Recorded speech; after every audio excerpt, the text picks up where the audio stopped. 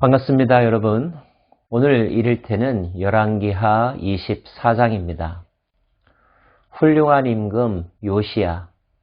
요시야가 만약에 더 오랫동안 유다를 통치했더라면 그의 모든 개혁 정책이 완전하게 뿌리를 잡고 틀을 잡았더라면 유대 나라의 역사는 어떻게 달라졌을까 하는 생각을 해봅니다.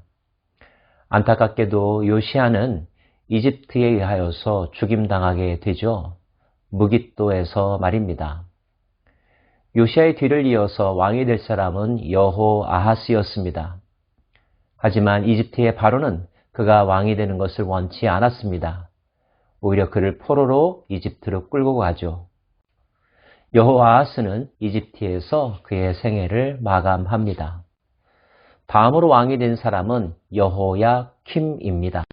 이때 국제정세는 바벨론이 아수르의 뒤를 이어서 패권을 차지했습니다. 이집트마저도 바벨론에 의하여 패배하고 말았죠. 남유다는 어쩔 수 없이 바벨론의 속국이 될 수밖에 없었죠. 여호야킴의 입장에서는 바벨론으로부터 벗어나고자 하는 방법을 찾았을 것입니다. 그리고 그가 선택했던 것은 친이집트 정책이었죠. 하지만 그런 정책은 통하지 않았습니다. 바벨론은 강력한 군대로 남유다를 침공했고 많은 사람들을 바벨론의 포로로 잡아갔습니다. 이때 잡혀간 왕족들 가운데 우리가 잘 아는 다니엘도 포함되어 있습니다. 그리고 열왕기서는 이 모든 일의 근본적인 원인이 유다 백성이 하나님 보시기에 악을 행하였기 때문이라는 것, 특별히 므낫세 통치 55년 동안 그 왕과 그 나라 백성들이 하나님 보시기에 악을 행한 것에 대한 심판임을 분명하게 알려주고 있습니다. 여호와께서 그의 종 선지자들을 통하여 하신 말씀과 같이 갈대아의 부대와 아람의 부대와 모압의 부대와 암몬 자손의 부대를 여호야킴에게로 보내 유대를 쳐 멸하려 하시니 이 일이 유다의 임함은 곧 여호와의 말씀대로 그들을 자기 앞에서 물리치고자 하심이니 이는 므낫세의 지은 모든 죄 때문이며 또 그가 무지한 자의 피를 흘려 그의 피가 예루살렘에 가득하게 하였음이라. 여호와께서 사하시기를 즐겨하지 아니하시니라. 여호야킴 다음에 왕이 된 사람은 여호야긴입니다. 하지만 여호야긴도 하나님 보시기에 악한 왕이었고 그 어려운 국가 문제를 해결할 만한 능력이 없는 왕이었습니다. 그때 바벨론의 왕 느부갓네살의 신복이 예루살렘에 올라와서 그 성을 애워싸니라.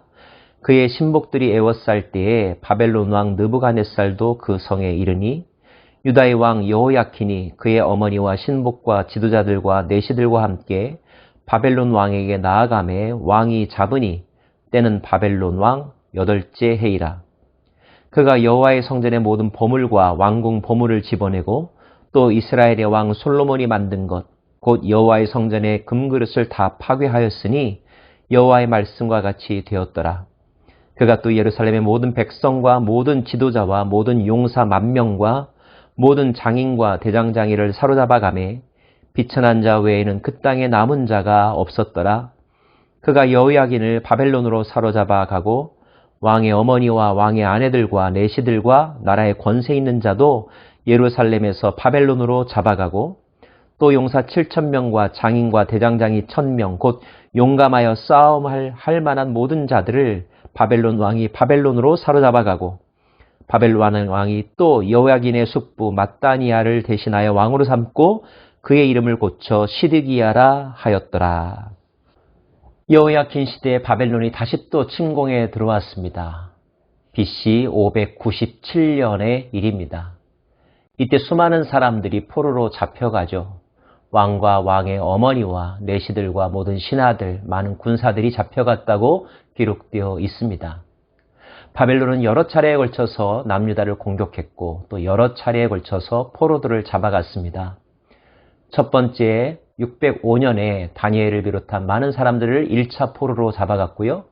여호야긴 시대에 2차 포로로 많은 사람을 잡아갔습니다. 이때 잡혀간 사람이 에스겔과 같은 사람입니다.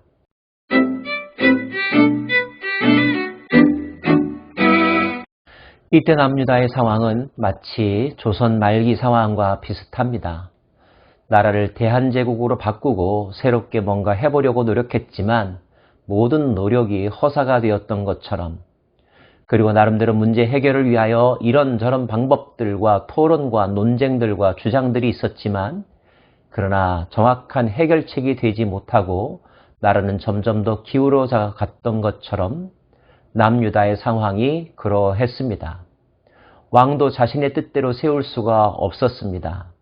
이집트나 바벨론에 의하여서 왕들이 세워졌었고, 그들의 정책에 어떤 태도를 취하느냐에 따라서 왕위가 보존되기도 했지만 또 포로로 잡혀가기조차 했습니다. 이때 활약했던 예레미야는 당시의 나라의 어려운 상황과 비참함을 예레미야서를 통하여서 우리들에게 잘 전해주고 있죠. 아마 그 시대 뜻있는 사람들은 이런 탄식을 했을 것입니다. 어쩌다가 이 나라가 이렇게 되었는가?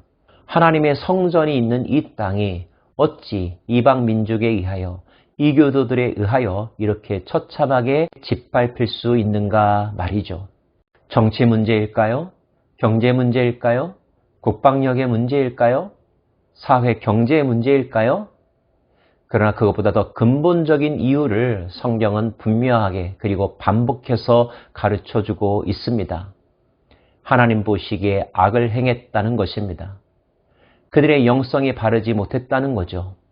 삶의 중심이, 마음의 중심이 진리로부터 벗어났다는 것입니다. 지켜야 될 것을 지키지 않았을 때, 허탄한 것에 마음을 빼앗겨 버렸을 때, 소중한 것들을 사소하게 여겼을 때, 나라는 여기저기서 삐걱대기 시작했고 지도력은 작동되지 않았습니다. 주변 강대국들은 유다를 그냥 두지 않았죠. 그런데 이 모든 것이 하나님의 섭리와 하나님의 간섭 속에서 이루어졌음을 또한 성경은 분명히 가르쳐주고 있습니다. 남유다에 대한 심판이라는 것이죠.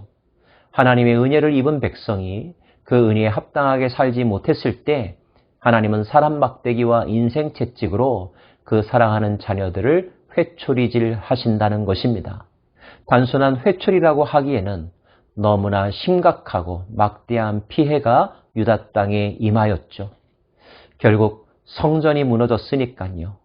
예루살렘 성이 파괴되었으니까요. 왕과 수많은 사람들이 포로로 끌려갔으니까요. 그런 날이 올 거라고 생각했을까요? 이 날의 의미를 제대로 알고 있었던 사람이 과연 얼마나 될까요? 참고로 예레미야는 바벨론에 의하여서 예루살렘과 예루살렘 성전이 짓밟히는 것 피할 수 없다고 예언했습니다. 그리고 잡혀가라고 했죠. 포로되라고 했습니다. 하나님의 심판이므로 피할 수 없다는 것입니다. 다만 예레미야는 심판만을 말하지 않았죠. 다시 돌아올 소망에 대하여, 희망에 대하여서 예언했습니다. 이런 환란을 피하려고만 했던 왕들로부터는 어떠한 올바른 해법도 만들어지지 않았습니다. 오히려 역사는 자신의 마음을 찢고 옷을 찢고 회개하고 하나님 앞에서 자기를 올바로 세울 때만이 회복이 그리고 구원이 임한다는 것을 히스기야를 통하여 보여주셨고 요시야를 통하여서 보여주셨습니다. 사랑하는 여러분, 우리가 이스라엘의 10왕들의 통치와 그들의 영성을 통하여서 배우는 것은, 그리고 하나님께서 그 역사를 다루시는 법을 통하여서 우리가 깨달아야 할 것은, 하나님을 경외하며 그 말씀에 순종하면서 살면 번영과 영광의 때가 올 것이요, 그 반대의 길을 간다면 반드시 망한다는 것입니다. 이 단순하고도 명백한 교훈이 저와 여러분의 오늘의 삶 가운데서도 그대로 적용되기를 소망합니다. 기도하겠습니다. 하나님, 유대 나라가 망하고 있습니다. 그들이 주권을 빼앗겼습니다. 수많은 사람들이 포로로 잡혀가고 있습니다. 그리고 예루살렘 도시가 파괴되어 가고 있습니다. 이 침몰하는 배에서 누가 구원을 받을 수 있을까요? 그리고 그 배에서 그들은 어떻게 하나님께 기도했어야만 했을까요? 우리에게도 지혜를 주시고 교훈을 주실 때 진심으로 겸손하게 받아들이고 그 성령님의 인도하심에 따라서 우리의 태도와 생각을 결정할 수 있게 하여 주옵소서. 예수님 이름으로 기도합니다. 아멘.